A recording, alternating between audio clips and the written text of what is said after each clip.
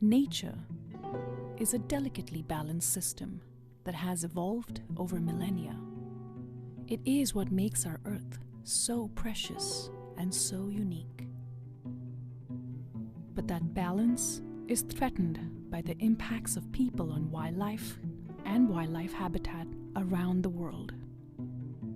Too often, people destroy wildlife when there are conflicts, leading to declining wildlife populations and the destruction of the ecosystem upon which we all depend.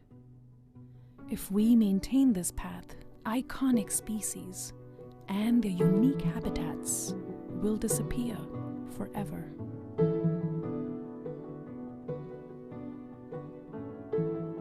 But it doesn't have to be this way.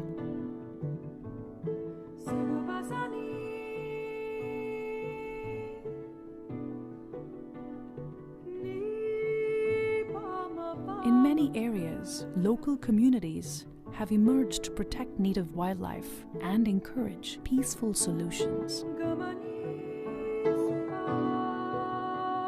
Some of these, like the Lion Guardians and Wood River Wolf Project, have been widely successful in demonstrating that non-lethal proactive strategies can effectively transform conflicts into sustainable coexistence solutions.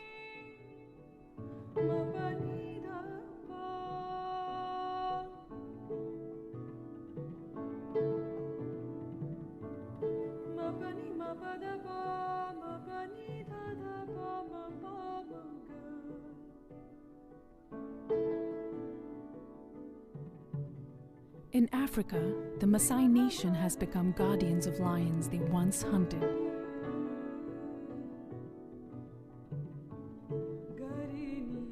Protecting their livestock, the habitat, and providing economic advantages to the whole community.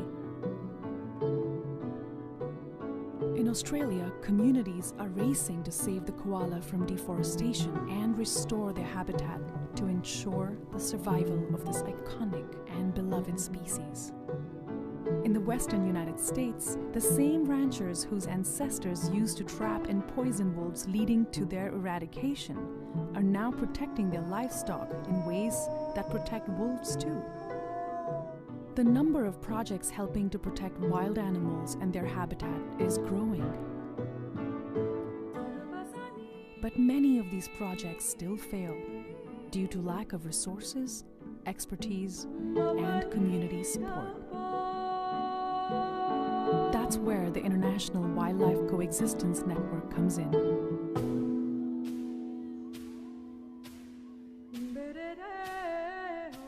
With a network of interdisciplinary experts across the globe, we are working alongside communities to help them gain the tools and resources needed for people to coexist with wildlife.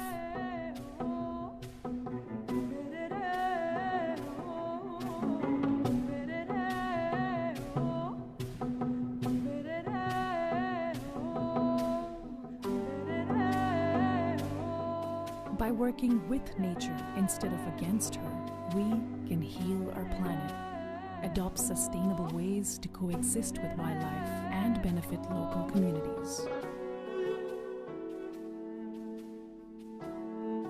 The time to act is now. Join us today. Start by making your own wildlife coexistence pledge, and together we can answer the call to protect all life on planet Earth.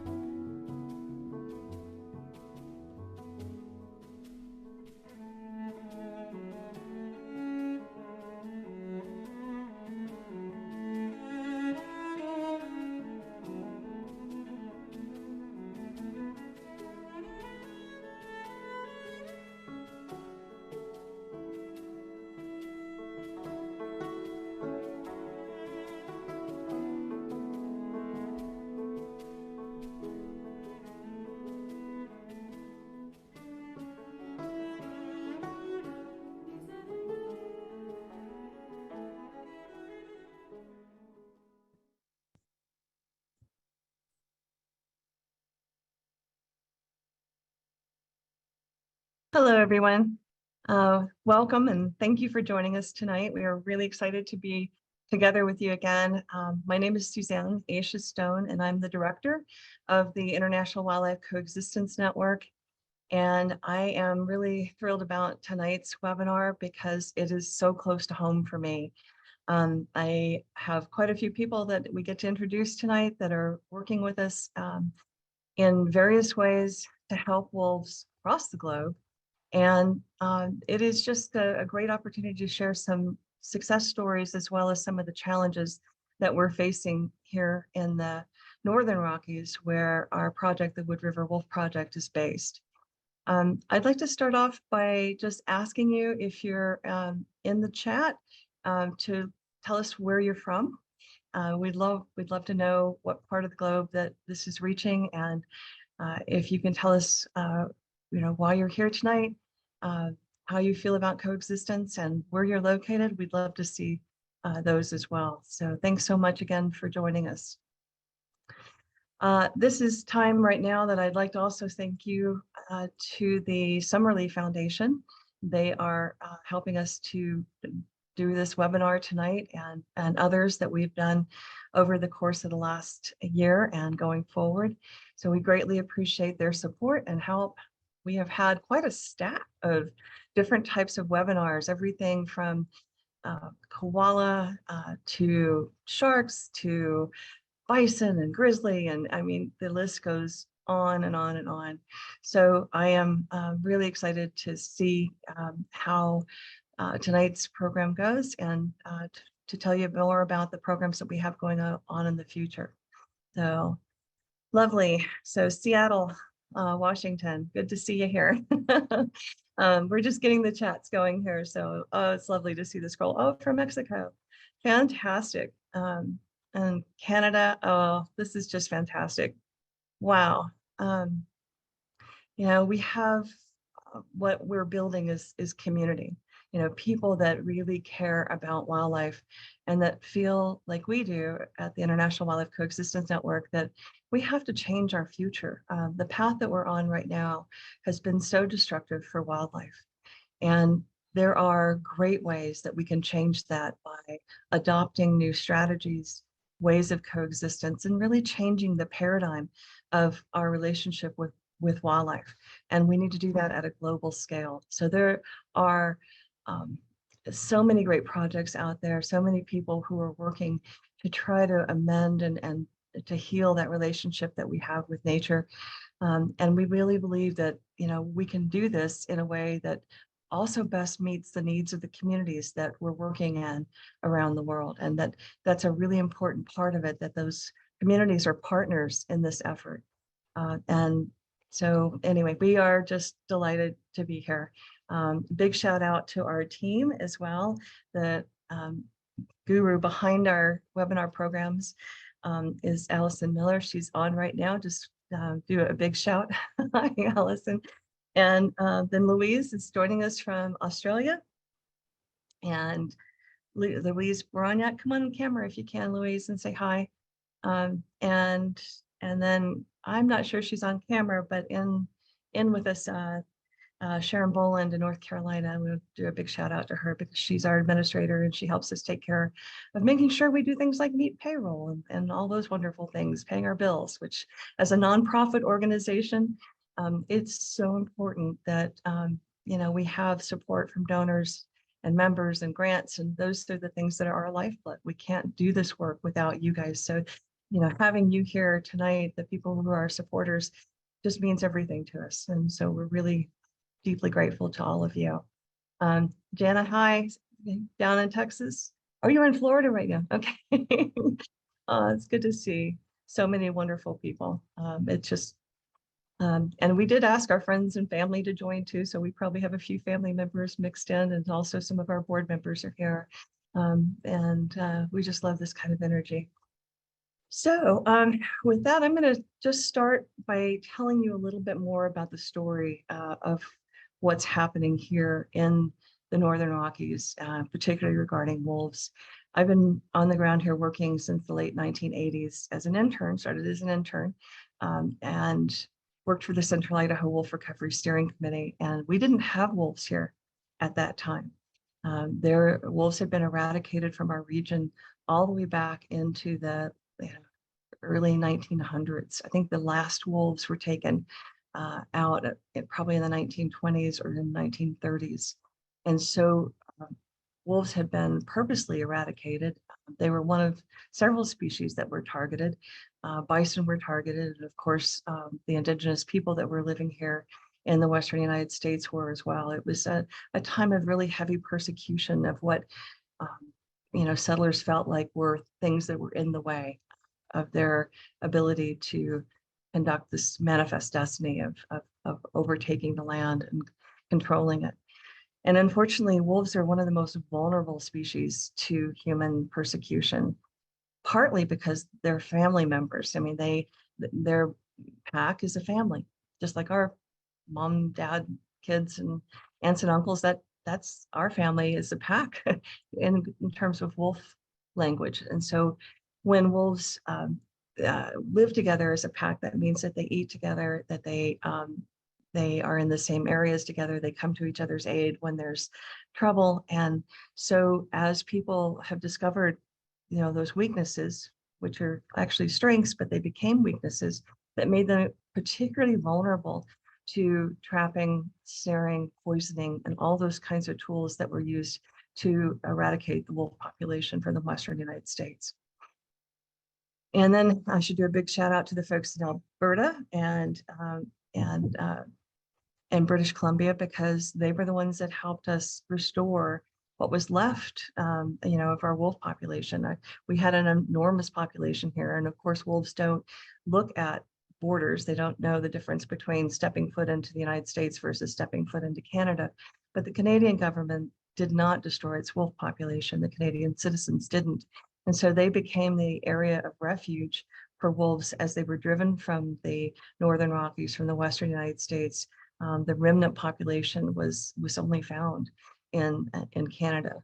And in the 1990s, the Canadian government allowed us to go into Canada to pull wolves from that area and transport them into central Idaho and Yellowstone National Park, which became one of the biggest restoration of a species effort anywhere in the world. It was an incredible undertaking. It was national and international news for months, and it was celebrated widely as one of the most successful restorations of a extirpated species anywhere in the world.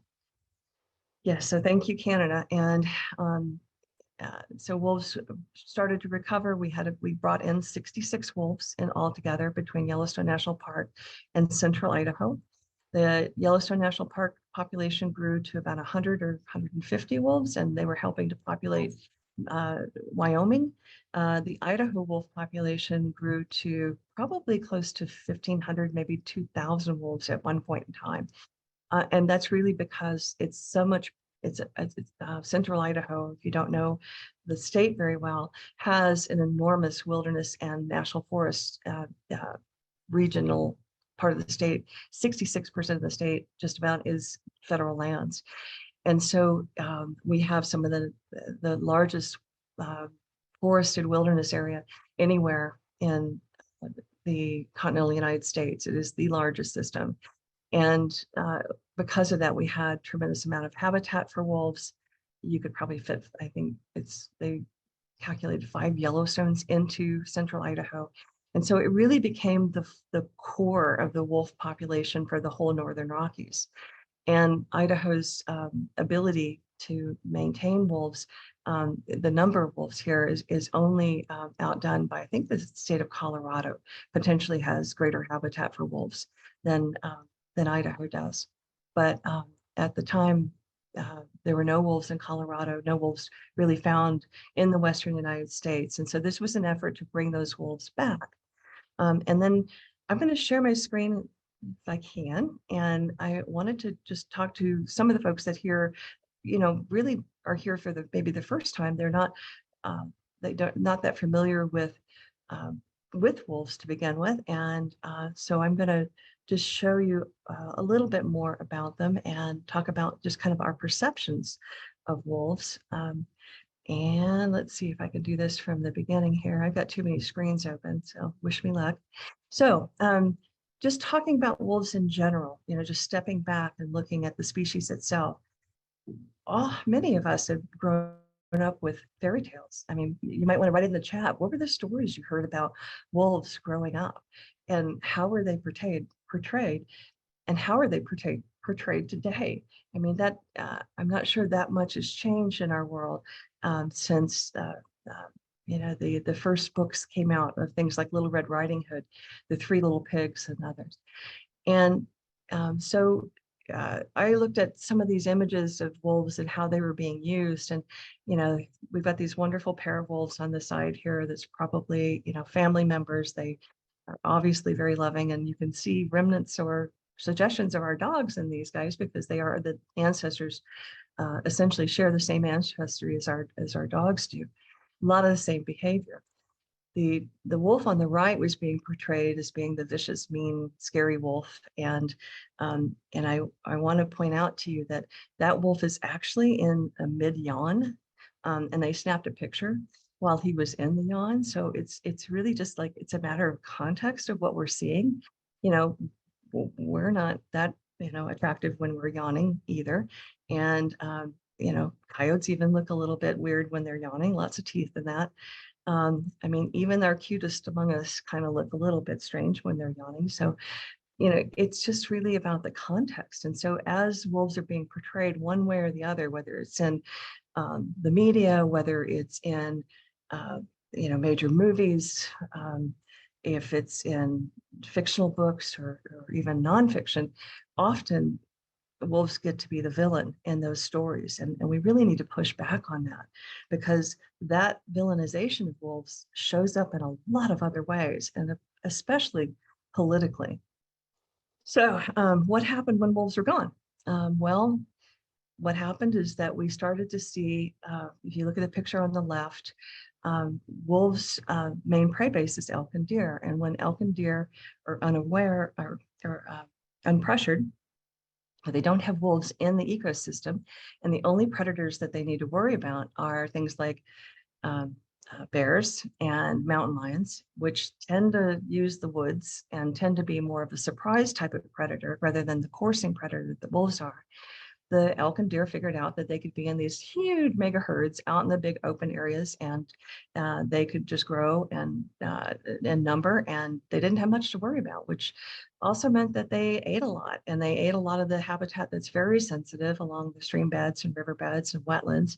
And we saw a real decline in the species that were using those areas. So it's just been really interesting seeing, as wolves have been restored now since 1995, what has changed on the landscape. And it's not all because of wolves, but certainly wolves are having, they're a major influence. And what we've seen is that we're seeing new trees returning because there's not so many elk herds and deer herds to just wipe them out as they're getting started. We're seeing regrowth of bushes, and then that means that we're getting habitat for birds and beaver and all these other species that are benefited by having wolves on the landscape. And it is just a really amazing thing to see happen in just the 25 some odd years that we have had wolves back on the landscape. And so it is like, we're still learning, but we know that having all the pieces together, especially one that's a major influencer like wolves, actually helps strengthen the biodiversity in our native ecosystems.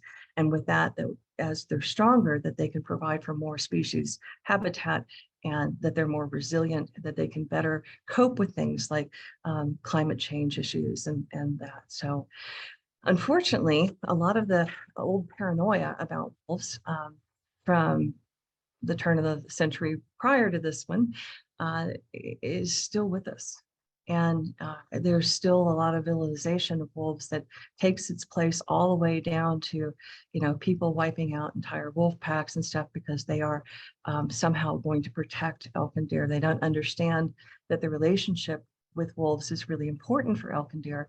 First of all, not only because it provides better use of the habitat by moving these animals around in a wider area so they don't eat down all of their food resources, and then the ecosystem starts to collapse, and they, and they're concentrated in these giant herds, which then allows them to share diseases and things like that much more easily. And certainly we're dealing with things like chronic wasting disease and stuff in our herds out here. But the other part of this is that they also then take out the animals. The wolves focus very strongly on the animals that are the weakest in the herd. So I've watched as they would course through several hundred elk, and within moments, the wolves would be able to detect, and probably with their nose, because their superpower is the sense of smell, a weakness that is more of like a disease happening in an animal, and they are very focused on the animals that are diseased, injured, and over the lifetime of elk herds, evolution and generations of them, that's actually what makes the elk stronger. So it's a service that wolves provide back to the ecosystem as well.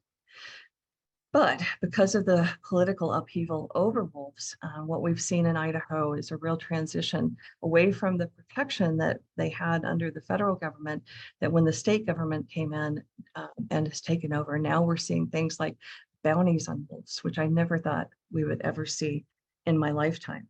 And it is, a really, it's just shocking to me that we're in a landscape and facing the same type of brutality that we faced in the Old West when wolves were eradicated. And so entire packs of wolves are being killed, and they're killing them 365 days out of the year. They're killing them using state money to do it.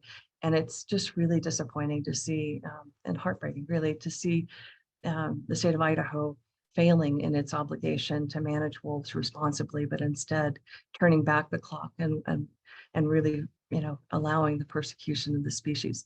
They don't allow this with any other protected species in the state of Idaho. And our wolf population is in decline because of it. We don't know by how much, because there just isn't the type of research needed to tell us how many wolves we have left, but we know that 500, maybe 600 wolves are dying every year. And out of a population that started up at 2000, after so many years, that population becomes annihilated, and it's just not a sustainable system that we're in. So hence the Wood River Wolf Project. When wolves were being in the process of delisting or removed from federal protection, the wolves had moved into the Blaine County area in central Idaho. I was working with the Lava Lake Ranch and had been for several years. And we had a train wreck, basically.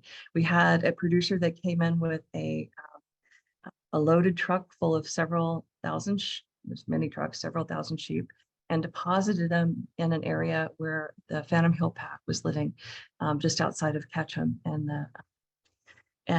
it was just, it was unfortunate timing. It was unfortunate location of where this happened, because I don't believe the rancher knew that the wolves were there. And the public had been out, the community members from Blaine County had been out having their own mini Yellowstone, being able to observe wolves as they, for the first time, that they were raising their pups in an area that you could see them from the road, especially with telescopes. And it was just amazing to be able to watch them and raising their pups there.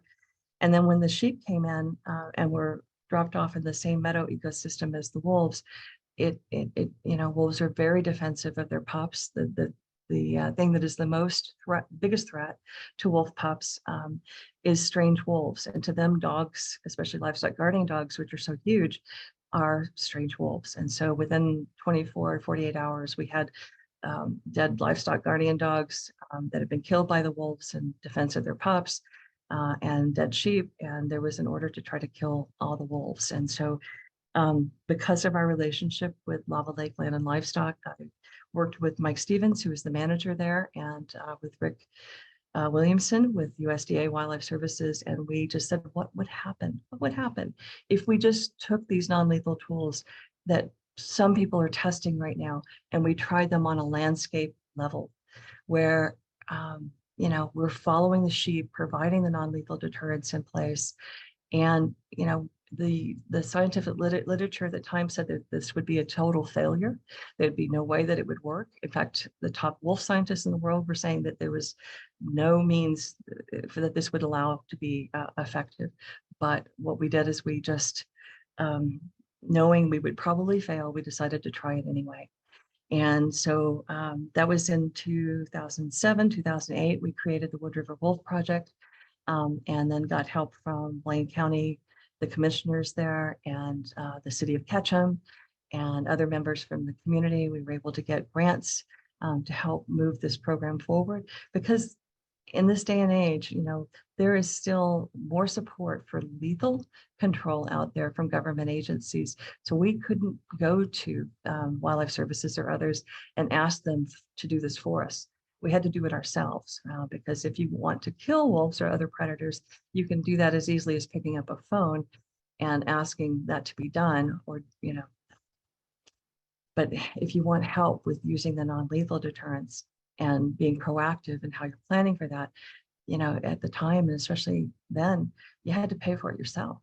And so we raised the money, started the program, and this is 15 years later. And I am really thrilled to be here as a co-founder of the project. I am deeply appreciative of our community members who are supporting it.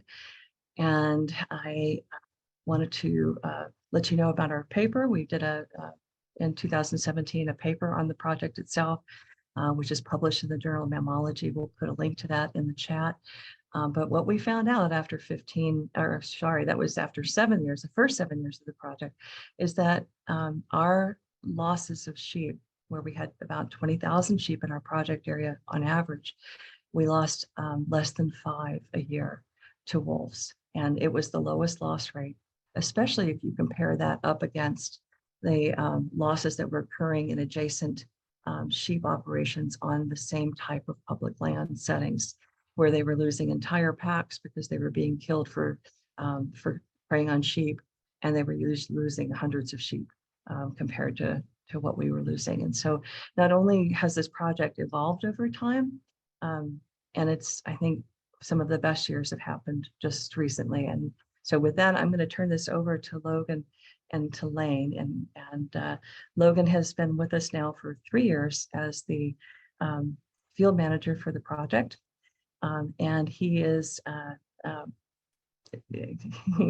he's been taking this to a whole different level. And then Lane Justus just came to us this year, and she's our field technician for the project. So let me stop sharing here. I'll get Logan on. And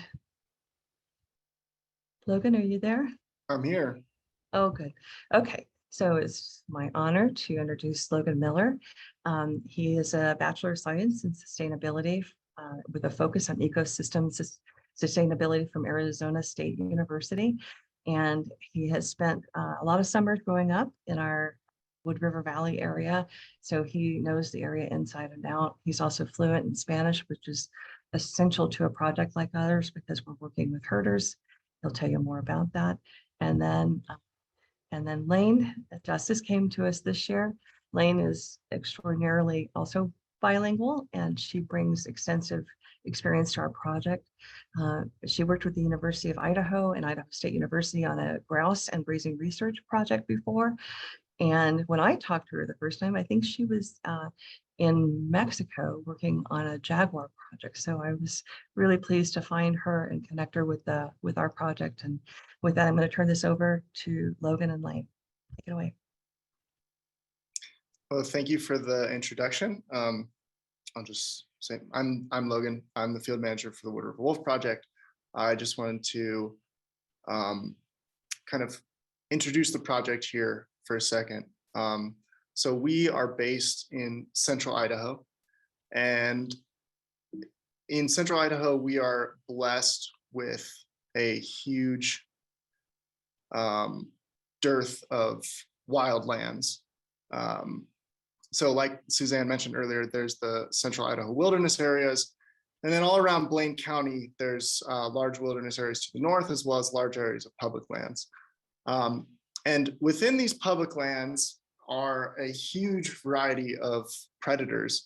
And ranging from wolves to wolverines. I just wanted to share this short clip, this short compilation of clips from cameras that we've set up this season. And, you know, we've gotten everything from bears, wolves, lions, wolverines. And I think that speaks to kind of the uniqueness of this zone, really the wild heart of Idaho, something that a lot of people can look to as a common ground, a common point of something worth protecting, something worth taking care of.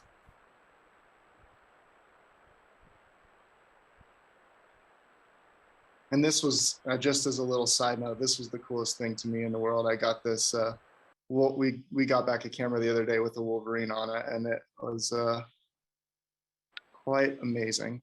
So in this map, you can see a range of, this is the occupied wolf range of the United States. Red is the suitable wolf habitat. So the Wood River Wolf Project kind of lies at the beginning of the central Idaho mountains, as well as at the one of the southern edges of the northern Rockies wolf population. And so from where we're at, wolves can disperse south, disperse west, and head into other areas. So we're kind of uniquely situated in that way. And here's the project map. As you can see, we are in an extremely mountainous zone. To the right side of the screen, there's the Pioneers. To the north, we have the Boulders. The west are the Sawtooths and the Smoky Mountains. So it's a very complex geography. It's mostly a sagebrush and then mixed conifer zone. Lots of large mountains, very steep valleys.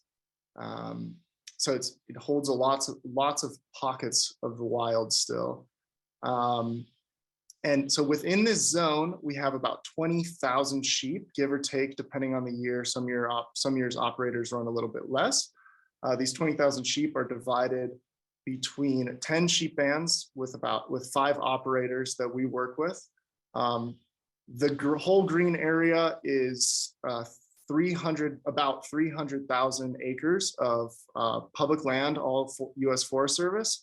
And then this red outline is Blaine County, which is the county that we are located in. Just to give like a little better idea of the scale of the area that we're talking about, to the right, you can see is a little outline of Mount Rainier National Park, which is around 230,000 acres. And on the left, we have our protected area, like I said, approximately just under 300,000 acres. I'm gonna hand it off to Lane. Yeah, hi everyone, I'm Lane. So Logan went over a background of the project area, and I'm gonna kind of jump in to what it is we do and the tools that we're using to get the job done. So at the beginning of every field season, we go out into the field, watch the sheep turned out on the land, and then provide the herders with a band kit. So each band, like Logan mentioned, there are 10. Each band is comprised of 1 to 2 herders, and they normally have, between 3 to 7 livestock guardian dogs.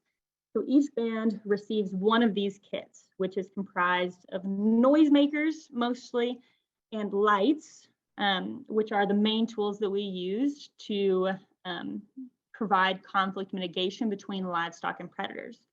So our main noisemakers that we use are, like you can see at the top of the left picture, we have starter pistols that fire blank rounds. And then at the bottom of that left picture, we have air horns. So those are the 2 main ones that we use. And then we have flashing lights, which are mostly fox lights, which are these little yellow lights in the middle, as you can see. And we'll have a video at the end that kind of goes into more depth about these. But they're a solar panel light that goes out around the sheep band, and at night flashes multicolored lights at random times. And so that just creates this idea that there's a human walking the perimeter and a lot more randomness, which wolves and other predators do not like. And then we provide them with charging equipment, things to make sure all of their equipment is running, and then livestock guardian dog collars, which in this picture are spiked collars that I'll in just a second talk to you about. One of our new tools, which is a light brigade protective collar, which one of our field advisors is creating.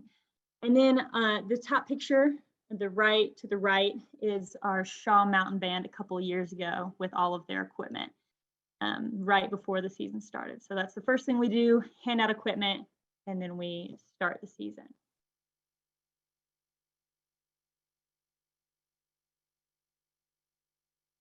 So our tools every year are changing, right? We always want the best of the best, but a lot of the times, just like electronics and everything is changing, our tools have to change as well.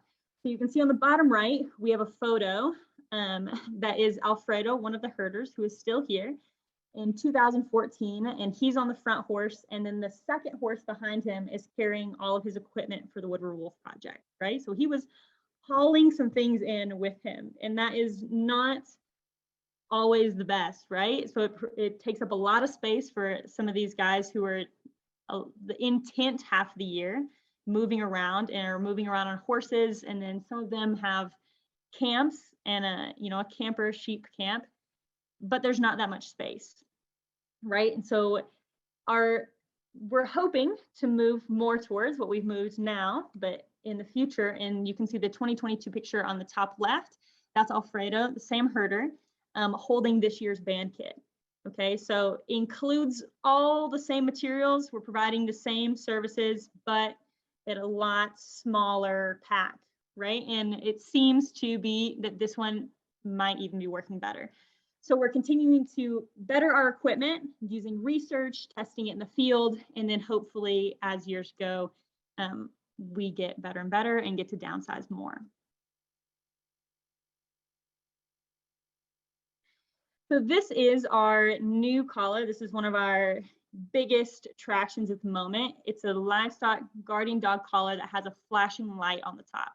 You can see in the right picture, this is a picture of the dog with the collar on, and it has what is like a fox light, like I explained before, but a miniature version on the very top. So it works in a way that it's movement activated, and it's also activated at night. So it has a solar panel on it, so it charges during the day, and then at night it does random lights in multicolored fashion, only when the dog is moving.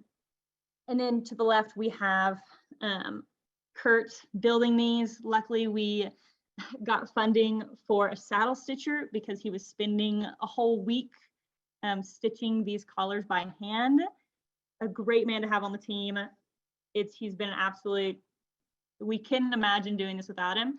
And he's provided at least one collar to every band that we have right now on the ground, if not more. Some of our bands that are in very wolfy areas that have had wolf incidents have more collars. But these protect the neck at the same time of providing more randomness. And so I will tell one story and then we'll move on to the rag boxes. But the other day, a couple weeks ago, one of our herders called, and well, I think the foreman woke Logan up at about 5 a.m. and the herder called me a couple hours later to tell me the story. But he heard the dogs barking, the wolves had gotten into the sheep, and he ran out his door with his starter pistol, and he looked over and he could see the wolf and the livestock guardian dog kind of a head-to-head looking at each other. And the light on the back of the livestock guardian dog collar was flashing. And every time the dog took a step towards the wolf took a step back.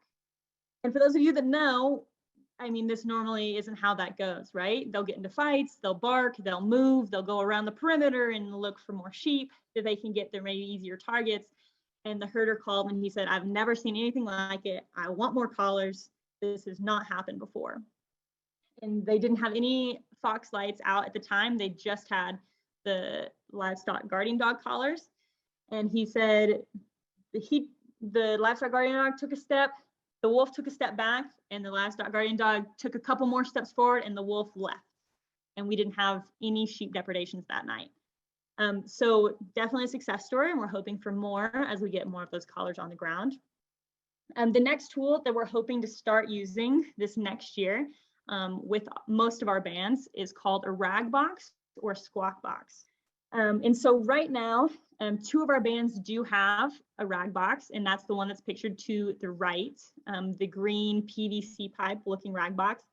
So this is a couple feet wide and then probably a foot in diameter going down. And the only reason that these herders are able to have this with them is because they have a range rider that's provided to them by Wildlife Services. And so this rag box is also with them, and it would be unrealistic for us to expect herders that are traveling in camp on horses to have one of these with them. So Kurt, the amazing man that he is, was like, well, let's figure out something that maybe, you know, we're seeing success with this. Let's figure out how to make it realistic. And so to the left, we have another squawk box that seems to be more outdoor friendly, is loud, rugged, and everything that the other one can do, lighter, even better, that we're hoping to try and put to field test this coming year. So these boxes have a speaker in them, and they produce loud randomized noises throughout the night, different times of the night, different noises, different lengths of noises. Could be songs, could be bullets, you know, they're normally randomized. And all of this creates just another idea to imitate, or another idea for us to imitate human presence in that area. And so that's the whole goal. And normally predators will not come close to humans. It creates a prey that's more difficult to reach and access. And so we're hoping to have these on the ground next year and see how they work.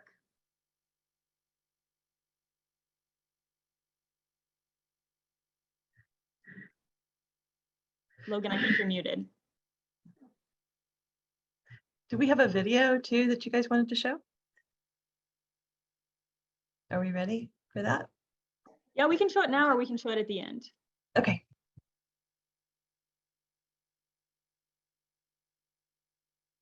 So like I was saying, a large part of what we do is documenting the effectiveness of these different tools, and that we do through a wide variety of means. One is just talking to herders, talking to producers, seeing what they would want.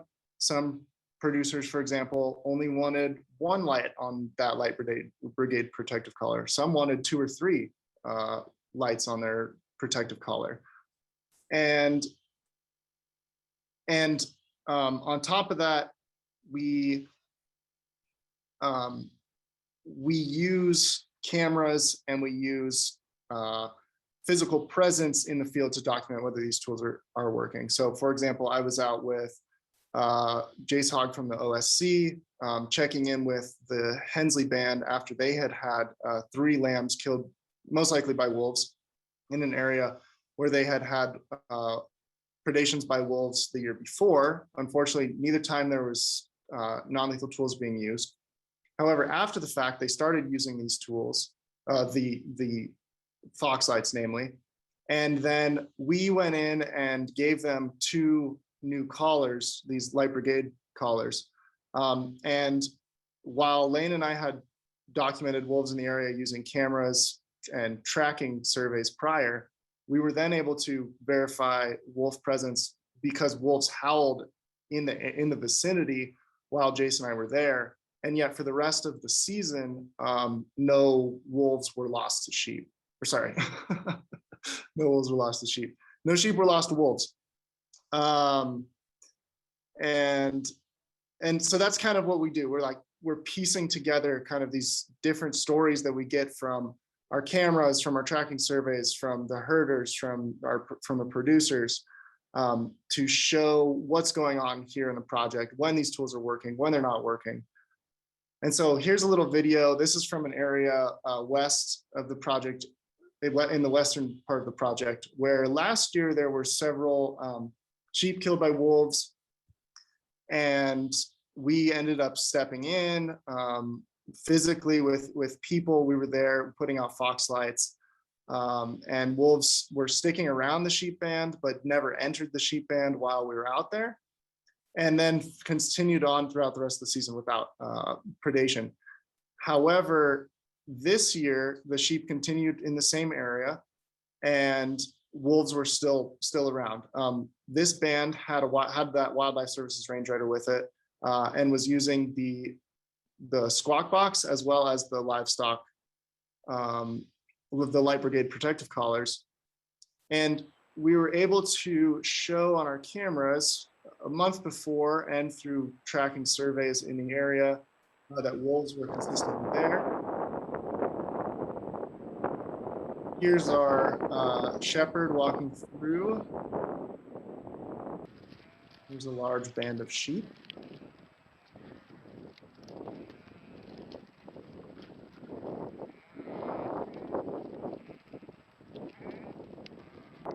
Now here's the dog with the protective collar right here on 724. And then on 727, we have a wolf coming through.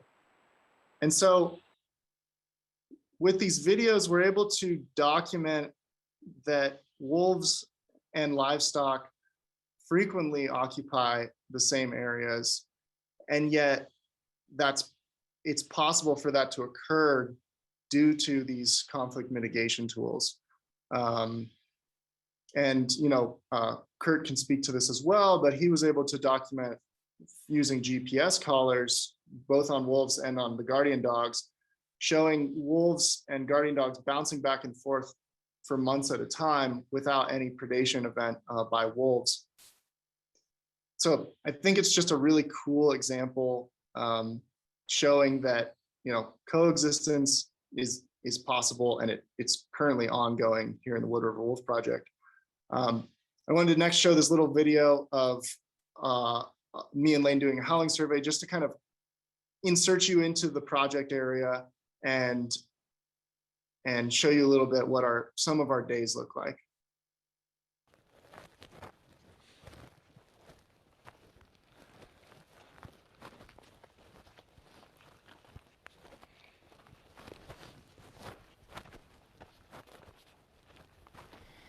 Either walk the ridge line around, or I think you could go on the other side of this hill, over in this way. Sure. That way? That sounds good. Yeah.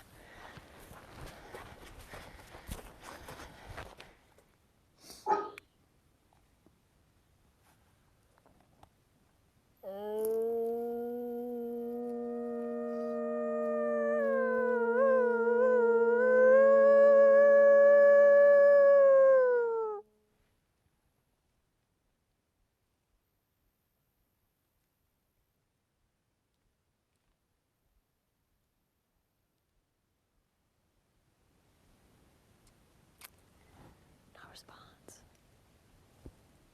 Damn. That's okay. And then just as a note about that video, we're not normally howling two people at the same time, but the people that edited that together just thought it sounded really nice when it choruses on the sound. So turn it back to Lane. Yeah, and it is very disappointing when there's no callback. The first time I thought I heard a wolf, it ended up being an echo. The documentary guys ended up being they were in the field with us, and my reaction was like, "That was a wolf! That was a wolf!" And then Logan came down and was like, "No, actually, that was my echo." So it wasn't as exciting as I hoped it to be, but that's just something that happens in the field, and it's something that lets us see where there might be packs, where lone wolves might be running through. And this is just one of many ways that we use to monitor the wolves in the area, so that we can give that information to our herders to help make our tools more successful. So on this page, you see I am on the left measuring a paw print of a wolf. Also very exciting. The first time I saw a wolf paw print. I'm from Arkansas originally, and so definitely no wolf paw prints around where I'm living. And so every time I see a wolf paw print, it's the most exciting day of the year, all of the days. And then you have Logan on his backpack, all the gear going out to stay with the sheep. This is something we do too. If there's any if there are lots of wolves in the area, or if they've had any problems with predators in the area getting into the sheep, both him or I will go out and stay with the sheep and monitor that, because although our tools do imitate human presence and are successful, nothing beats imitating human presence, or nothing is better than actually having human presence, right? So imitating human presence is wonderful, but having human presence is even better.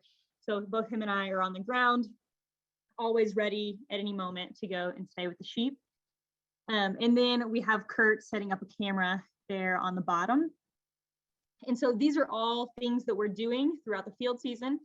And then, specifically cameras, doing wildlife surveys. So, tracking wolves using paw prints and scat, things like that. And then our house surveys are things that we can put together, and then we can use those to, call herders and say, hey, just to let you know, we have a wolf on camera very near to where you're at. It'd be great for you to have the wolf lights out. If you hear anything tonight, let us know. We can be there. Let us know what you need, what tools you have, what tools you don't have. And it just kind of keeps us on our toes and able to kind of foresee a problem before the problem actually occurs. And so all of this kind of ties into how we work together. We work with a lot of partners, a lot of people, and a lot of Logan and I's job is to do these surveys and protect the sheep, on the ground. And a lot of our job is also to maintain really good relationships with the producers we're working with, as well as the herders that we're working with. And so Suzanne mentioned that both Logan and I are fluent in Spanish, which is a really important part of the job, because all of our herders are Peruvian. And so we need to be able to talk to them, and they'll call Logan and I all the time to say, we heard a wolf, or we didn't. Sometimes they're not always great about giving us information, and Logan and I are the ones that have to call, right? But being able to communicate and hear what's going on is the best part about it. It helps make our job easier in foreseeing those problems and helping when we can. And so, working together also means, like, we are a coexistence organization, and to protect wolves right now, a lot of that is also in protecting sheep. And so we work with the producers, we work within the community. We're in, this organization, we're trying to balance being within an agricultural state, an agriculturally focused state. And, we have in Blaine County this huge sheep heritage, but we also have very strong values for wildlife and protecting our ecosystem. And so we have to take into consideration these shared goals and working with the community going forward. Thank you, guys. This has just been absolutely wonderful. And I know we're like running down to the last few minutes here. And so we definitely want to give Krista some time to speak as well. But what I'd like to do is, we have a wonderful video that's on the Wood River Wolf Project. So if people can stick around for that, we'll play it at the end when we get to the question and answer period as well. So just a big shout out to Lane and to Logan. This is not easy work. My introduction to working for wolves was my first howling survey. We literally had rifle bullets whistling right over my head. And it is sometimes a pretty tough area to work. Not in Blaine County, thankfully. That was in a different part of Idaho. But there's nothing more thrilling than hearing wolves respond when you're out there in the backcountry, and there's nothing scarier than having it be bullets. So anyway, it's hopefully, especially in our project area, we've had some great cooperation from the folks that are there. I wanted to also mention Sarah Michael, who is our community chair for the Wood River Wolf Project, and she's the one that helps bring the meetings together so that we can make sure, because the backbone for the Wood River Wolf Project is that it is it's a community engagement, and that's been the most important part all the way through this 15 years, is having the community engaged and participating in that project. So with that, I want to just jump over here and introduce you guys to Krista. Krisztina Gayler was born and raised in Hungary. She now lives and works in Colorado, and she's helping educate ranchers and ranch managers about the use of non-lethal tools and techniques to protect livestock and to prevent conflict with large carnivores.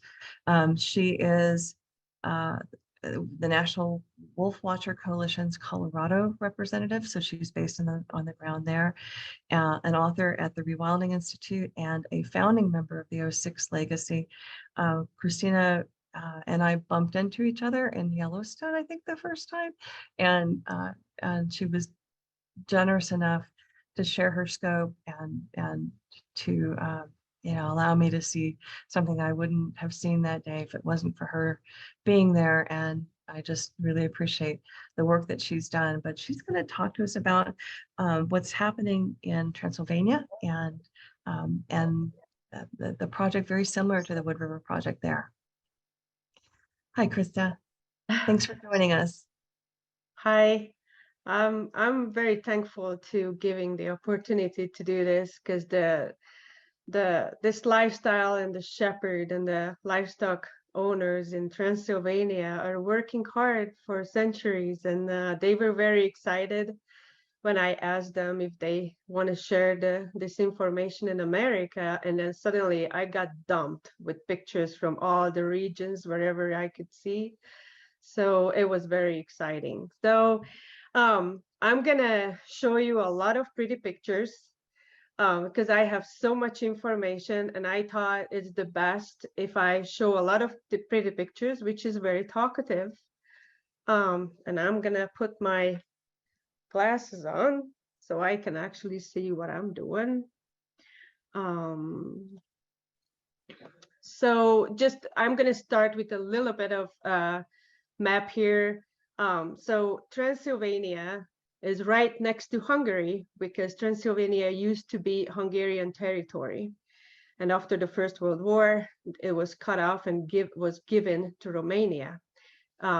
It's practically connected in the Carpathian Mountains, which is surrounding Hungary. It continues to Ukraine and down to Romania as Transylvania. I tried to put together a little bit of comparison with the size of Romania, which is 92,000 square miles, with population of 18,961,000 people, and Transylvania is 39,704 square miles. And it's very interesting because the size of Idaho, it's not very much smaller than whole Romania, but the population of the human population of Idaho is only 1.9 million. So if you think about that, compare the numbers with 2,500 wolves, over 5,000 brown bears, which is kind of the similar as grizzlies in Northern America, and about 1,200 between 1,500 Eurasian lynx.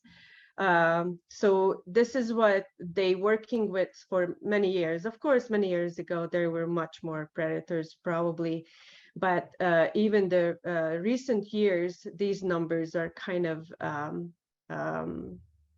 normal, and this is what the shepherd's dealing with. And I would like to share real quick with you the understanding how non-lethal methods have been used over the centuries in Romania, but I'm going to talk with Transylvania since most people talk in Hungarian language there, so that's how I could talk. And I wrote a lot of notes so I don't forget things, since English is my second language. So if I mix up words because I'm so nervous and I almost throw up actually, then you can just ask questions from me later. So I would like to introduce you the life of the shepherds, which called them the Astana. This is the temporary summer base where they live, and the shepherds in different little bit of a bungalow or a little bit of sheepfold or shelters, as we say. That's where they sleep. And there's several of them around the sheep pen where they close the sheep up overnight. And they are next to the sheepfolds, there the barn where they milking the sheep. and they have to do a lot of cheese every day because they cannot keep the milk. They don't have storage. So they making cheese every night, and once or twice a week, the owner comes and taking the cheese away. And I think it's fascinating because if you think about it, they're not only just moving herds around, they're not only just dealing with the dogs, fixing up fences or buildings, but milking every day and making cheese. That's a lot of hard work. And of course, they are still trimming the animals themselves, they're shearing the animals themselves, they recognizing complications, they have to give a lot of attention for the animals having difficulties. Then in labor, they helping to pull the babies, doctor and animals. So shepherd work is actually a typical lifestyle. That's how a lot of kids grow up. They learn from their father, their grandfather. It's generational lifestyle and work. It's not even a job. It's just a fantastic type of life, which is based in nature.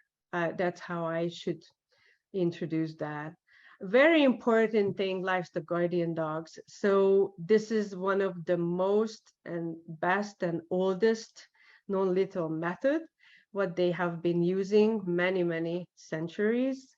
And very important question, what I got always when they asking that, how do they feed these many dogs? Because most of areas, most of regions where they use 10, 15, some 12 or 17 dogs even, they cannot store meat. They don't feed them with dog food. So what happens is when they're making cheese, there is the leftover of the whey after the cheese. It's we sometimes we call it cheese milk. So they mix that up with flour. They also put bran in it and high protein minerals, providing the dogs the enough that they are very strong, very well built, very energical. And so they only feed meat and raw bones. Sometimes when there is an animal dies for some reason and they butcher it and they give it to the dogs. If they are closer to town or village where they butchering animals or there's a slaughterhouse, they kind of make a deal that they get raw meat and bones more often. But up in the high mountains where the average height is 4,900 feet, between 5,700 feet, and they are surrounded with brown bears and wolves, they mostly feed with this cheese milk as whey with bran and cornmeal and flour mix in it, as you can see. And it's very important to highlight that they usually feed the dogs in this long feeder all together. This way, the dogs they don't try to be really food aggressive, because until they try to protect one side of the bowl until at the same time the other dogs can go get to the other side. So there is no need to fight. So they not allow to being food aggressive, which is, I thought it's very fascinating. Plus, this is the part of the method of building a pack. So if they can't eat together, they can't work together. That's kind of the thought behind that.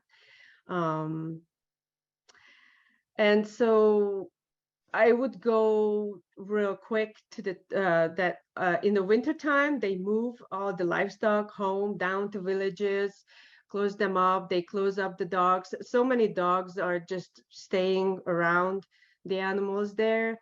And some animals actually get to different owners' home, and then they moving the pack together again in the springtime. But it's not a usual thing because it's hard to get these large dogs used to each other and without fighting. So it's very important that the pack stays together. Romania started to have different laws lately because of the European Union and tourism growing in the mountains.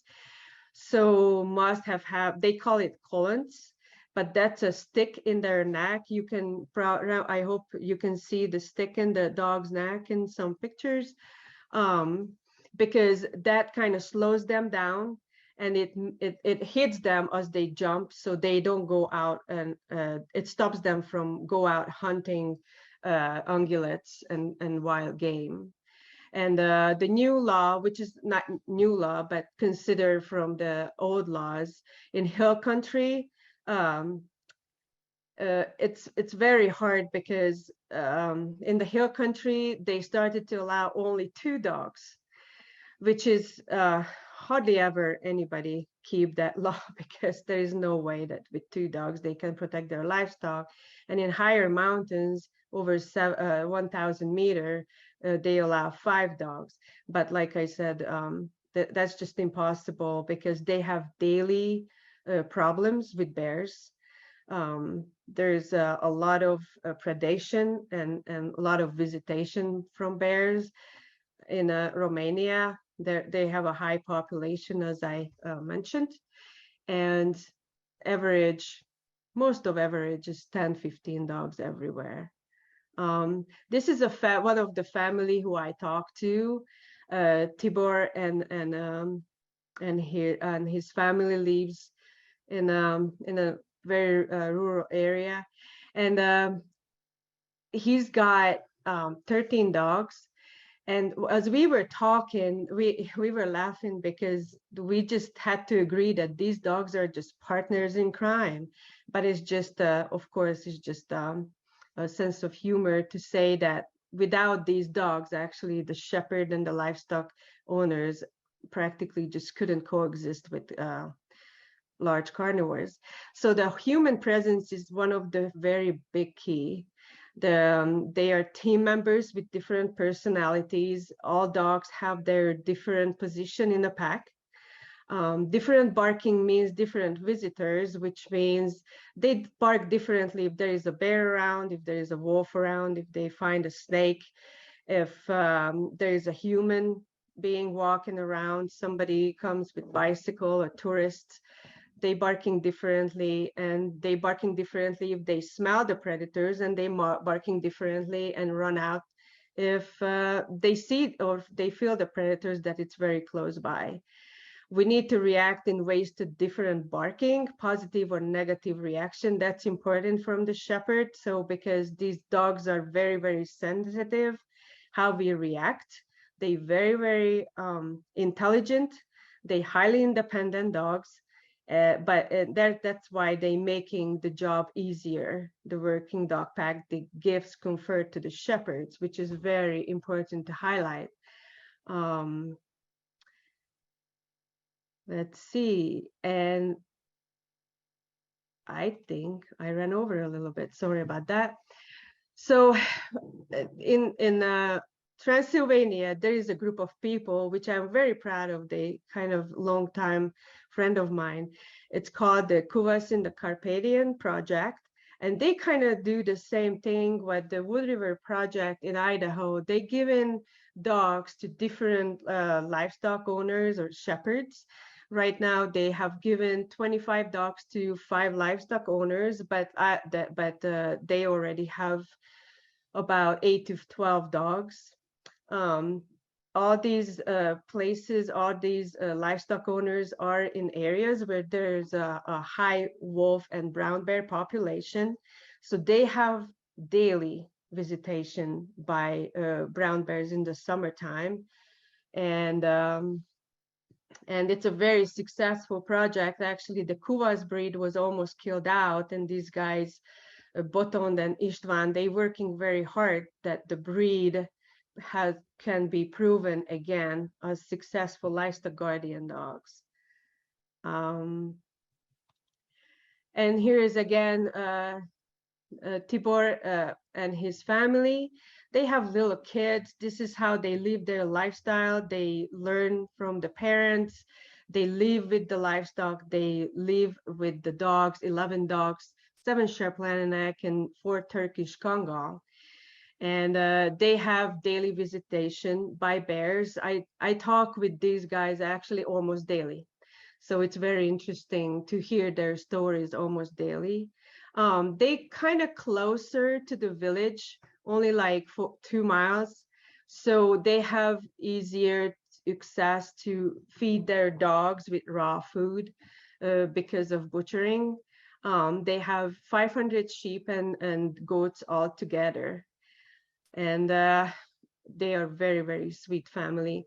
These guys, Akos, they are by higher elevation, 42 to 45,000, 4,500 feet, and they have 15 to 70 dogs average.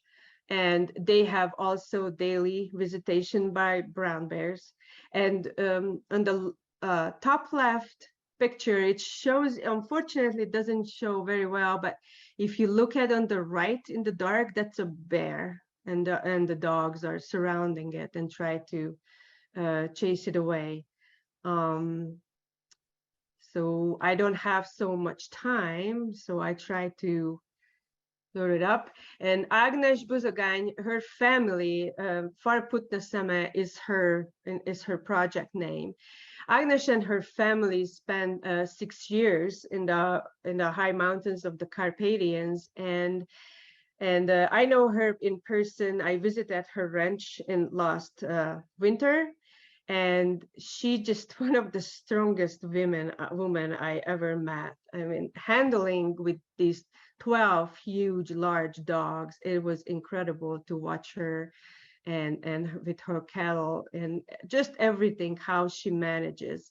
So up in the high mountains in Transylvania, she spent 6 years with her little kid and her husband, and usually worked with 10 dogs. And she had 200 animals, goat and cattle. And she was also doing the milking and cheese making daily, which is fascinating if you think about it. And the goat herd was their own.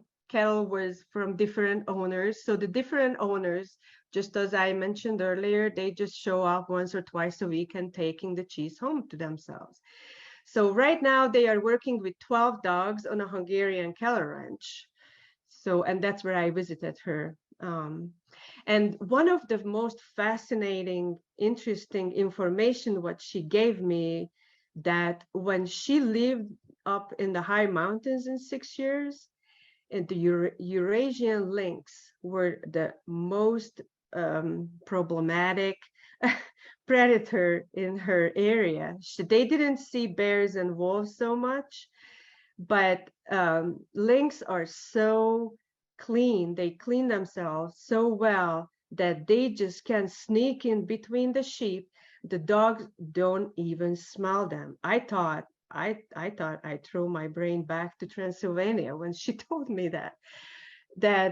So and how they found out that so many times in the evening when they close up the sheep and they in the morning they find the sheep without the lamb, and where is the baby? Where is the baby? So they just disappeared. So one early morning, a lynx came just by daylight, and that's how they find it, that it was in its mouth and it was running, and the dogs were with the sheep. So and she told me that in their region, in their areas, more ranchers had the problem with the lynx also. So it wasn't only her and her family who found themselves in this very interesting situation. So I think it's very, very important that how can we adopt this old knowledge, what these people, these shepherds and old Transylvanian culture can help us to adopt into the American West, because this lifestyle is disappearing there too. How to change mindsets that the own non-lethal methods can be adopted in a way in our livestock industry, which is, I'm so happy to see. I'm so proud that I was part of this presentation tonight, because this 15 years for the Wood River Project, what they have been done, I almost felt like, oh my God, I need to put these people together with the Transylvanian people, because they could just talk 24/7 about and the exchange this all information. So it's important, and this is encouraging people, I think. It's a disappearing. Yeah, I'm sorry. Show your dogs. You've got to show the dog slide. Yeah, it's next. Okay. So it's very important that we'll give attention for this, I think, and that's why even I'm so nervous. I'm ready to pass out, but I think it's very important to share this information, because really in the modern world, less and less kids and young people wants to stay on farms and ranches. They don't want to live there. They want to go out and do their own thing in the modern world, and what the university and the new life provide for them. So until we can to share this, and as much we can adopt, it's challenging, I know, in our world, but there is a possibility, I think, what we can do, and how can we spread the word and the knowledge, and maybe keep in contact with them, and have information exchange. But I think it's doable. Oh yeah, so Susan, I just put together a few pictures what I have done, because I have been raising livestock guardian dogs in the past, and I kept livestock, and I'm working with cattle right now, and a lot of poultry and horse and dogs and cats, and we have smaller predators around the ranch where I'm working, but it's still I just enjoy to learn about these dogs over the years, because I learned a lot about the wildlife through these dogs, and I think it was one of the most beautiful time of my life. And here are the people who I've been in contact with. I can, if anybody interested, I can give their contact phone number or their email address, and they are fascinating people. They just eager to share their knowledge and whatever they went through, or stories. They love to tell stories. So I encourage anybody to contact them if you're interested, because most of them actually talk in English very well, and which I found very charming, because they, it doesn't mean that because they live with sheep and this is their life up in the mountains, they don't interested in the world. And I think it's very important to share. And I think this is it. I don't know if I have time to share the video. Let's hold the video till we do the question and answer. Okay. Because there's a lot of questions out there. But, oh wow, okay. This was fantastic. So thank you so much. I don't know why you were nervous about doing this, because you're just a natural at doing it. And I think people in the chat were constantly giving you kudos. So yeah, definitely, you're a very great speaker, and we really appreciate having you here. Thank you. Let's bring Lane on and Logan as well. And I know if Krista, if you could stop sharing on your screen for right now. Okay. I know Lane has something that she wanted to share too, and that they didn't get a chance to. So I'm going to turn this over to Louise, because she's our Q&A person, and she's going to pick out the best questions. And if we can't answer all of them, which I don't think we can, then we'll make sure that we have a way of getting those answers out to everyone. Logan, you want to put on the Q&A or the last slide real quick? Or that way they have our information while we're giving the Q&A, doing the Q&A? Go for it.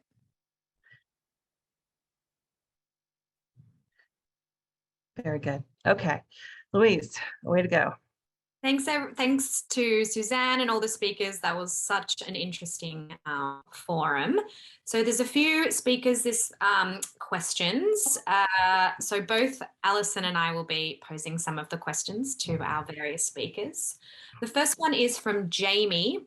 How aware is the Idaho legislation of this great work of the Wood River Wolf Project, and will it impact the wolf hunting policy, do you think? And there's a second question from Mackenzie.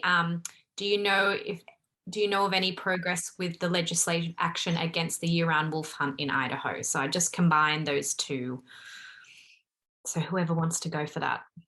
Well, I think that falls in my ballpark. So the Idaho legislature, definitely aware. We've taken materials down over and over again. We've invited different representatives from the legislature as well as our federal representatives to visit the project. A few of the Idaho Fish and Game commissioners have come, so that was great to have them, come out and see the project itself. But as far as legislators, other than the ones that live in in the valley there in Blaine County, I don't think we've had many of the legislators that were pushing the wolf killing legislation be receptive to the project. And then as far as any new news in terms of new legislation, the Idaho legislature goes back into session in late December. They start doing their pre-work and then go into session in January. We don't yet anticipate any changes in the year-round. It's Senate Bill 1211. We might, if we have somebody has that, we can put it into the chat. But it is right now the law of the land is that wolves can be killed 365 days of the year. There's bounties of up to $2,500 per wolf, including their pups, in the chronic conflict areas, and they define chronic as being one livestock loss a year in a major elk management unit. They're huge. They're bigger than our project area. So if there's just one sheep or one cow killed in one of those areas, and that occurs once, then it is enough to consider it a chronic conflict area, which means that they have not only the larger bounties, but they have the greater resources of also bringing in the federal agencies to kill wolves. So there's really no place in the United States, probably no place in the world, that it's a worse place to be a wolf at this current time. And Lane, can I share my screen too? Because I've got one that can actually show you where the packs have been killed in the last Yep, it's on year. Logan. This might be helpful. Thank you. Sorry? Logan will have to unshare his screen. It's on his. Oh, okay. It did not stop. Sorry. There we go. It's hard going back and forth. But I thought you guys would particularly want to see something. This is the state of Idaho. We had basically our peak wolf population was just after 2010. 2015 is when the federal government stepped away from overseeing wolf management in Idaho. This is just the red dots represent where there's been 3 or more what they consider a pack in Idaho killed in the last year alone. And then the depiction on the right in the yellow is the predation management unit, where they kill wolves because of they consider them killing too many elk. We have more elk now on the ground than we did when wolves were brought back into the state, but that's not in every single elk unit. So they're killing wolves to protect elk. And then in the blue areas, those are what they consider the chronic conflict areas, which I think we qualify for as well, because if there's a single sheep or a single cow killed in that area, it qualifies as a chronic killing, a chronic conflict area. And that's when the heavy pressure really gets put on. So I'll stop sharing now. Thanks, Suzanne. These next questions are for Krisztina. Are the dogs in Transylvania a specific breed? And if so, what is the breed? And how are the dogs trained? And one more question, why was there a quantity limit on the guard dogs? You mentioned that earlier, that there was just they had a limit on only having 1 or 2 and some people have 15. Why was that in place? Who, you're gonna need to repeat the questions. So what kind of breed they use? So as we know, the dog breeds are kind of young deal in the world. So we don't have only like 100, 120 years when they started really register dog breeds itself. So in the old days, shepherds don't really choose breeds. They haven't chosen breeds, but they kept the dogs that worked very well, which could be any kind of mix. But these days they have Turkish Kangals, Central Asian shepherds, Hungarian Kuvas. That was one of the project what I shown, and like Agnes and some of the other pictures, what you could see, the families have been using everything: Sharplaninek, Caucasian shepherds, and the Turkish Kangal. So they just use several dogs, which is work the best. They keep them. If a dog doesn't work, they give them or sell them for somebody else. But they cannot afford to keep dogs which cannot work in the pack, which cannot work as a protective pack member, because they just feed a dog. So there's a lot of dogs to keep up with and keep them intact as a group. So they have to be very careful with that too. And I don't know what I forgot what was. How are they training the dogs to be effective guardians? How do they train the dogs? They the training is a very always an interesting subject, because the key is the parents, when they have pups, they keep the pups with the adults, with the livestock. So they not particularly training them. They keep them, the puppies, learning from their parents, from the other adult dogs. They learn to obey and respect the owner or the shepherd, but practically they kind of blend into the pack, and they learn what to do, not to do. The adult dogs have, just like in a wolf pack, they have the hierarchy, they have the social interactions between each other. They put each other into place: who's the boss, who's the smaller one, what you're supposed to do. You're not supposed to pull a goat's ear or something. So it's kind of a not a training kind of job. Thank you. Ali's going to ask the next few questions. Awesome. Okay, so these are for Logan and Lane. I'm going to mine too. So from Jasmine, how often do you get a response from wolves when you howl at them? Do they recognize conspecifics versus humans howling? If they do recognize the difference, do they still respond? Why is that? And then Stephanie was asking, looking at your camera footage, I noticed I only saw solo wolves. Do you ever get packs? Just so to dive into the first one, how to put a number on it. We don't frequently get wolves howling back, and that's because we're checking lots of different places. So we're kind of using howling surveys in two ways. One, to see if there is wolf presence there in a general area where we don't know if there is. And then the other one is to confirm wolf presence when we're very sure that that's a rendezvous site.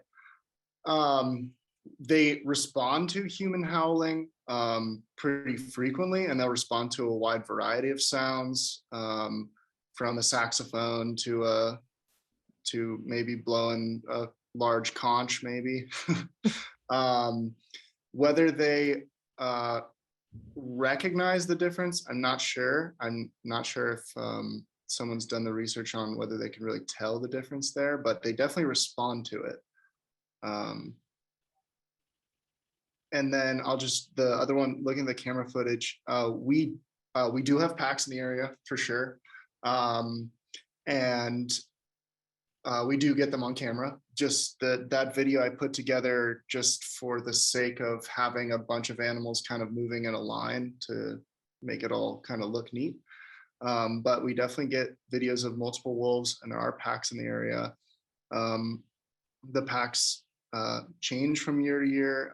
Some of the packs occupy zones that are on the edge of the project area, and so unfortunately, for example, last year there was a lethal control. Wildlife Services killed wolves in a pack that kind of split the divide between the project area and outside of the project area. And so yes, that pack size, that pack is no longer here. There was one wolf we documented that was still around, but whether that it has found another wolf and begin reproducing is unclear at this moment. But there you go. Thank you. And then let me see if I Ellie, I've got one. okay. Yeah, go ahead, Lou. A few questions about how people can get involved to support wolves in Idaho and other parts of the world. Who would like to answer that question? What if an average citizen wants to get involved, how could they help protect wolves? Is it telling Congress, or is it supporting the Wood River Wolf Project? What's the best way people can get involved? There's a number of ways, and supporting the Wood River Wolf Project is a great way to do it. There's also, if you want to learn more about what's happening at the federal level to try to relist wolves in the Northern Rockies, you can visit our website at www.uniteforwolves. Maybe we could put that in the chat.org. And there's still opportunities to submit letters. We believe that the Fish and Wildlife Service is going to be issuing a decision in the next few months on whether wolves in the Northern Rockies qualify as, again, a protected species. And so stay tuned. It'll be coming. Yeah, and I'll jump in on that one too. Logan put up the information before about how to get in contact with Wood River Wolf. You can message us on Instagram, or you can send us an email. Our website does have a place that you can donate. We are currently looking for funds. We've written a grant to look for funds for more band kits. That could mean that we fund more bands in Fairfield in the coming year. The more bands of sheep protected, also the more wolves we're protecting at the same time. So that's definitely something that would help us. And I saw someone asked about the Amazon wish list as well. We do have one of those. I don't know, Suzanne, is it posted somewhere? I put the link up in the chat as well. So we'll try to put it, we put it in the answer to the question, but we'll try to put it in the chat. And then Sarah just posted the Facebook page for the Wood River Wolf Project, which also goes to a donation page as well. And you'll see that all that information is there. Oh, thanks, Shelley, for posting the website. Suzanne, how much time do we have left for questions? Just want to prioritize. We are way over. So I would say maybe if we have one more question, that would be great. And then for those that want to stay and see these, there's some remarkable videos. They're just only a few minutes long, so it isn't a long time to stay and watch them, but you're most welcome to do so. And then we will also be posting this webinar tomorrow. So if there's anyone that would like to see this, that missed it tonight, that you know of, please be sure and share that with everyone. I want to say thank you to all of the folks here. They are just tremendous people to be working with, shoulder to shoulder. And I'm just really grateful that we have this kind of dedication for this, not only the Wood River Wolf Project, but Chris's work. There's people around the world. We should do a shout out to those folks that are copying this model, or they have their own model, such as in Transylvania. There's another one, people working on the ground in Israel to create, peace between ranchers on the Israel-Syrian border, which has got enough of its own issues as well. But, just trying to restore wolves in places where we still need them.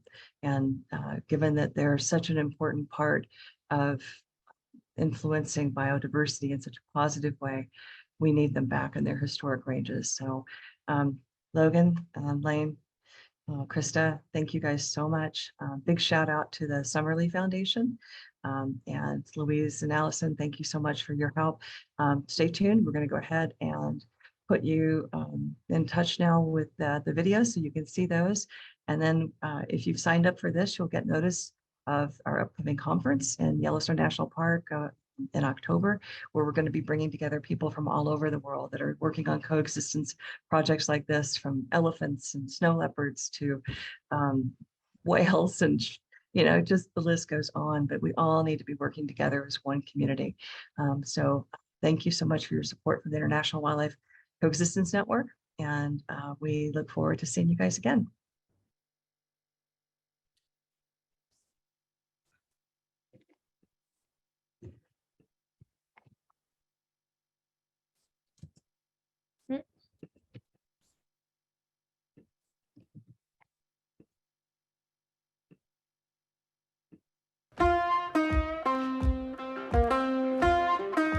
Hi, I'm Logan Miller. I'm the field manager for the Wood River Wolf Project. I'm here with my field technician, Lane Justus, and we're here in central Idaho in the Sawtooth National Forest.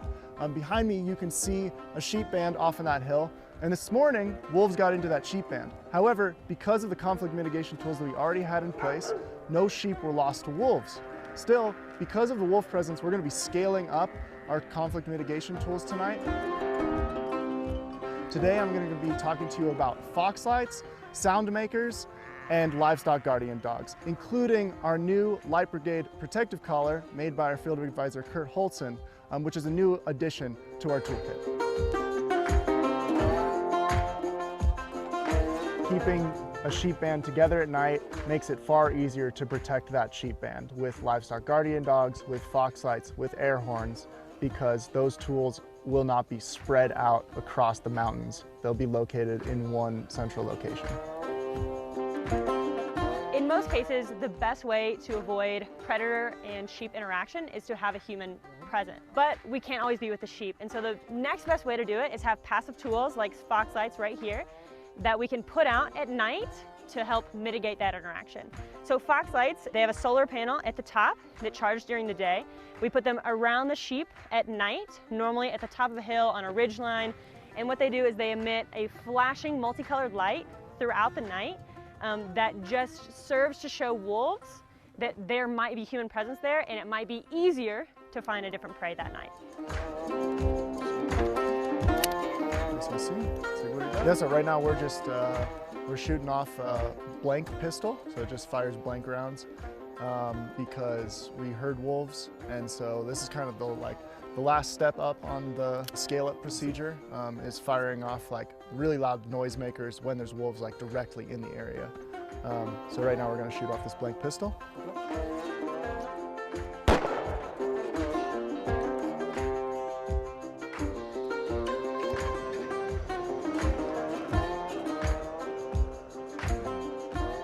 We're out here with the sheep after a successful night out with fox lights and noisemakers being used.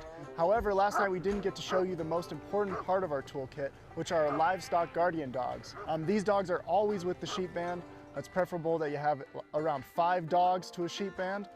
Way too many dogs becomes an issue, and way too little becomes an issue, because with too little, there's not enough protection. With too many, they get a little distracted with each other.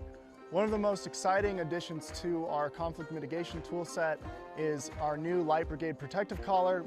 This is essentially a little fox light on top of a dog collar. And so these are night activated, movement activated, so that the dogs not only bark and act as an alarm system, but they also have some flashing lights to scare off wolves.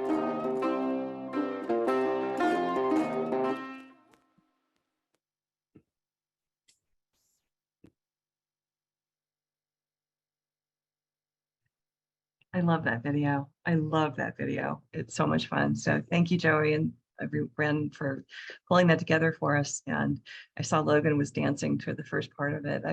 Yeah, it's a great video. Krista also has one for us, and it is a wonderful film, just a short clip, but showing those beautiful dogs that she's been talking about. And so we were really excited to share that with you as well. And Krista, are you able to share that now, or how do we? I have it. Yes. Oh, Allison's got it. Okay, so we'll. Oh, perfect. Thank you. I'll let her.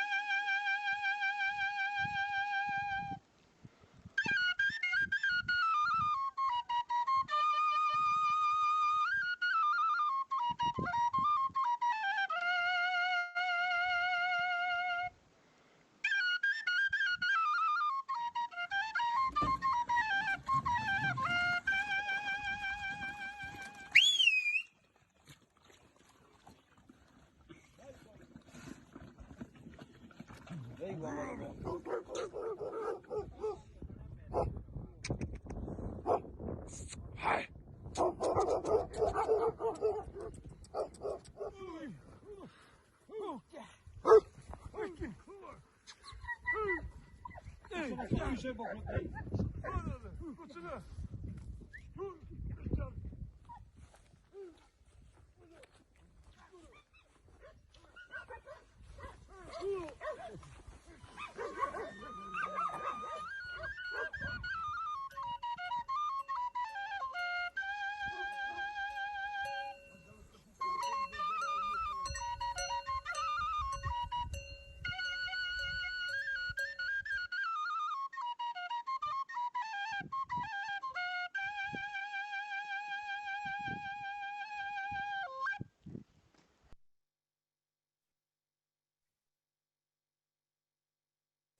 Wonderful. Thank you, everyone. Have a very good night. And again, we so appreciate you being here. Happy evening. Take care and come join us at Unite for Wolves.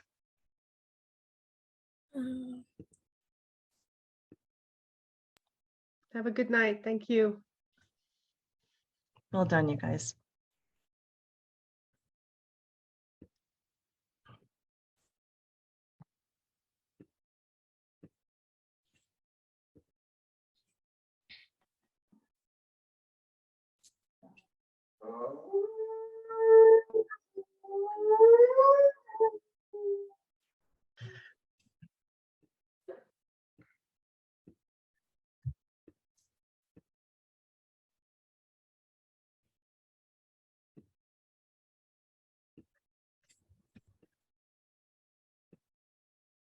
So we're just going to end our Facebook Live and say thank you to the people who are on Facebook watching.